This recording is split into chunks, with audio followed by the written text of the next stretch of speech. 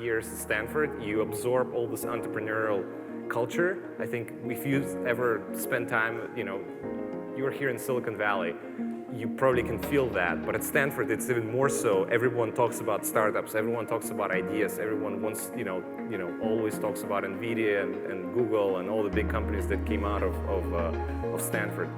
And I think you get the bug. You get very inspired. I got the mic. Thank you. Well, this is the first time speaking at Draper. Thank you for hosting me. Excited to get to meet you all. How much do I have? About an hour? 40 minutes? 45 minutes? Yeah, I think you may have to. Okay, perfect.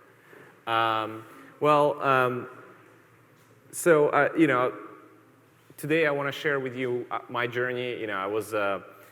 This is probably the first real venture for me that was venture-backed and a company with kind of revenue and customers and actually a real exit. Even though I've dabbled in entrepreneurship before and had some pretty successful iPhone app in the past, but it wasn't like real business. This is actual like real business that I took through fundraising to first customers and then eventually to an exit.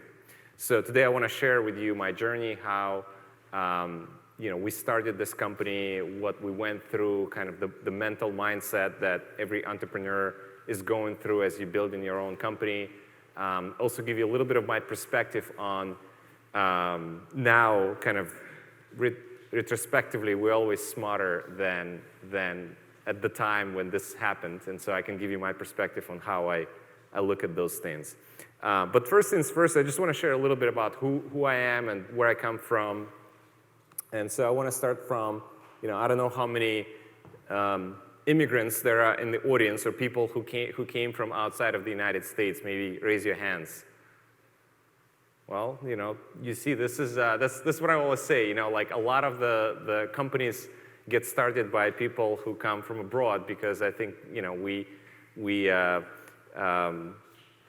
think have to sometimes hustle or work a little bit harder because we're in a foreign country. And so I'm one of the people that came to the United States when I was 17, and now spend more than half of my life here. But actually, I was born in Russia, and I was born in a nuclear city, a city that actually did not exist on the map until I guess 90s, I don't know exactly, maybe 1994. So that's a long story of for example, Los Alamos in New Mexico. We have a few of those cities in the United States. So it's a city like that in Russia that's kind of was kept secret until the 90s. I came to the U.S. at the age of 17, and I went to school here.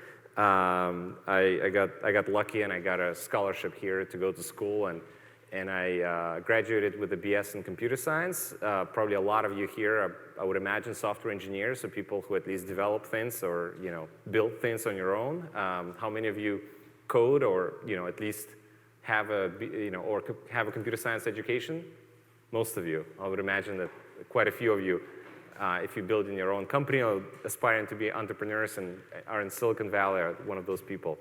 Then when I graduated, I worked as a software engineer. I always thought about becoming an entrepreneur in the sense that, I think I took some business classes when I was an undergrad, and I always, looked up to entrepreneurs, but I always thought that, maybe now is not the time. And so I decided to first get some experience, work for companies. Then in 2007, I decided to, I felt like I was bored, I guess, and I decided to pursue a PhD. So I went back to school, and I decided to pursue a science career, and I thought that I was thinking of becoming a scientist. And so I went to Stanford. Again, I was lucky to be in one of the best schools in the world, and I was doing my research in actually I would describe it broadly as probabilistic models, kind of for large-scale data. And had some short stints at Google and Microsoft Research when I was at Stanford. And then by 2011, I realized that, I think having spent maybe almost 3.5 years at Stanford, you absorb all this entrepreneurial culture. I think if you ever spend time, you're here in Silicon Valley, you probably can feel that. But at Stanford, it's even more so. Everyone talks about startups. Everyone talks about ideas. Everyone wants, always talks about NVIDIA and Google and all the big companies that came out of Stanford. And I think you get the bug. You get very inspired. And so by 2011, I couldn't hold it in me. And me and another founder, we started Jetlore. And then we also partnered with another founder later on, and now it was 3 of us working on Jetlore. And I had to take leave from Stanford and essentially drop out of the PhD program in 2011.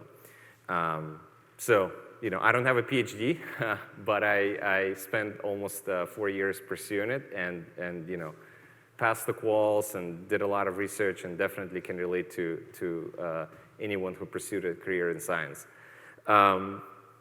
Since then, I've been working on Jetlore, and in last year, in 2018, PayPal bought Jetlore, acquired Jetlore, and now I'm an employee of PayPal. So anything that I'm going to say here is not reflective of PayPal or company. It's just my personal views and obviously my views on my journey as a founder of a startup, rather than representing the company that I currently work for.